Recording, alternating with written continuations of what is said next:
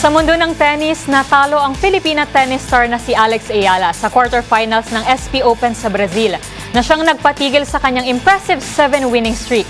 Ang mga detalye sa laro sa report ni Millie Borja.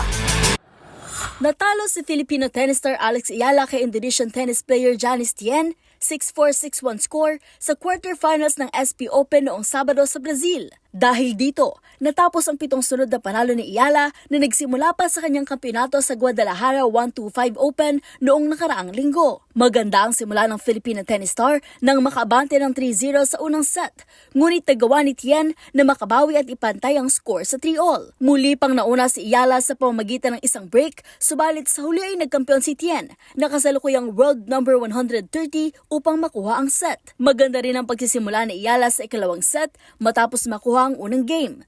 Ngunit hindi niya na napigilan ang matinding rally ng Indonesian na tuluyang nagtala ng panalo at pumasok sa semifinals. Iginiit ni Tien na ang kanyang kalma at disiplina ang susi laban sa mas mataas na ranggo na si Ayala, na kasalukuyang world number 61. Ito ang unang pagkakataon ni Tien na makapasok sa isang WTA semifinals. Una nang natalo ni Ayala ang rival na si Yasmin Monsuri ng France at Julia Riera ng Argentina. Kung walang magbabago sa kanyang schedule, inaasahang sasali si Ayala sa Jingshan Open sa China na nakatakda sa September 22 hanggang 28. At sa mga latest updates sa mundo ng sports, para sa MBC TV Network News, ito si Millie Borja ng DZRH TV, una sa Pilipinas, una sa Pilipino.